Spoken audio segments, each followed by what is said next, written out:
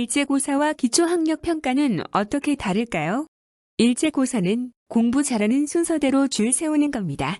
일제고사는 공부 잘하는 아이들에게 자존감을 주겠지만 대다수 아이들에게 상실감을 줍니다. 기초학력진단평가는 배움이 늦은 아이들을 속아내는 겁니다. 기초학력진단평가는 공부 못하는 아이들에게는 공포이고 비웃음으로 가슴에 대못을 박는 것입니다. 공부 못하는 아이들에게는 부지나 배움 교실은 마치 수용소와 같습니다. 그곳에 강제로 끌려가 국어, 수학 기초학력을 얻는 것보다 마음의 상처로 잃는 것이 더 큽니다. 국어, 수학 기초학력은 커가며 습득을 할 수 있지만 마음의 상처는 죽을 때까지 자괴감으로 남을 것입니다. 배움이 늦은 아이에게는 기초학력보다 살아가는 지혜와 나도 할 수 있는 것이 있다는 자존감을 불어넣는 것이 필요합니다. 공부 잘했던 사람들은 공부 못하는 아픔 모릅니다. 우리나라 학교에서의 기초학력 지도는 어른들에 의한 폭력입니다. 모든 아이가 최소한의 기초학력을 갖출 수 있어야 한다는 말에는 폭력성이 들어 있습니다. 모든 아이는 최소한의 기초학력을 갖출 수 없는 학생도 있고 원하지 않지만 기초학력을 갖출 수 없는 학생도 있습니다. 대부분의 학생이 기초학력을 가져야 합니다. 그러나 모두는 아닙니다. 대표적으로 특수학급과 경계선 지능을 가진 학생들입니다. 학습장애를 가지고 있는 학생들입니다. 그들에게 맞는 교육이 필요하지 기초학력을 갖추는 것이 필요한 것이 아닙니다. 특수교육의 목적이 기초학력을 가진 사람들을 기르는 것이 아니듯 다른 학생들도 있다는 것을 인정해야 합니다. 우리가 할 수 있는 것은 그들을 존중하면서 그들에게 맞는 교육을 꾸준히 제공하는 것이고 한참을 기다려야 하는 학생도 있습니다. 발달과 성장이 늦은 학생들은 교육을 하고 기다려야 할 때가 있습니다.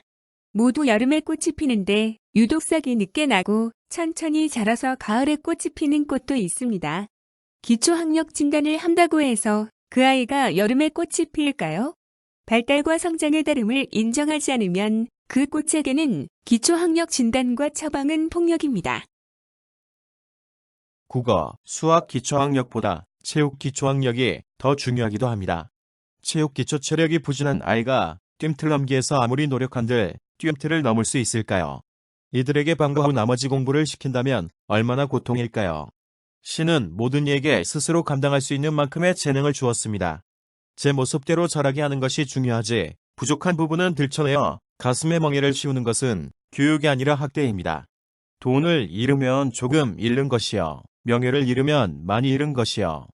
건강을 잃으면 모든 것을 잃는다 하였습니다. 아무리 공부를 못해도 건강한 육체를 가지면 아무리 공부를 잘해도 몸이 비실비실 되는 것보다 더 가치가 있습니다. 국어, 수학의 배움 속도가 늦더라도 기초산업기술이나 사회생활에 지장이 없을 정도면 기초학력 부진이 아닙니다. 단지 국어, 수학 기능이 떨어진다 하여 마치 재활용하듯이 취급하는 것은 폭력입니다. 성장 이력을 공유하겠다고 합니다. 성장 이력을 공유하기 위해 생활기록부의 내용이 이렇게 방대해지고 있습니다. 그런데 생활기록부의 내용이 문제가 많아서 활용할 수 없다면 생활기록부를 이렇게 복잡하게 만들 필요가 있을까요? 성장 이력 공유라는 새로운 서식을 만들겠다는 말인지 이해할 수 없습니다. 성장 이력 공유라는 것이 이루어지지 않았다는 말일까요? 그렇지 않습니다. 초등학교는 3월 한 달이면 아이들 성장 정도를 충분히 파악할 수 있습니다. 도저히 이해가 되지 않는 학생들에 대해서는 그 이유에 대해서 선생님들과 서로 연락하면서 공유하고 있습니다. 선생님들이 성장 이력 공유를 모든 학생이나 전면적으로 하지 않는 이유는 학생들에 대한 선입견을 가지게 되는 비교육적 효과 때문입니다. 그래서 진단활동 기간에 일상적인 활동이 안 되거나 특별한 어려움과 장점이 있는 학생에 대해서는 일정 기간이 지난 다음에 선생님들께 의논하고 공유합니다. 이것이 교육활동의 현실입니다. 결국 이런 공유 활동이 행정으로 만들어 놓은 활동보다 못하다는 생각을 전제로 하고 있습니다.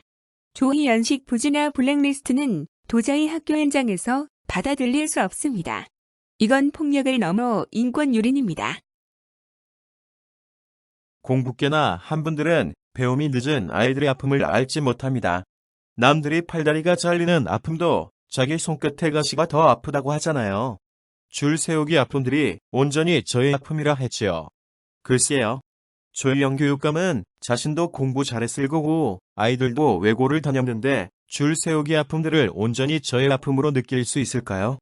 부진압의 응교실 한 번이라도 가보셨나요? 아이들은 죽기보다 가기 싫은 곳이 그곳이에요. 조국식 코스프레는 이제 민주화운동, 진보운동의 전리품으로서의 가치까지 잃어버렸습니다. 아이들이 아픔이 있으면 그곳에 가보세요. 이제는 실사구시입니다.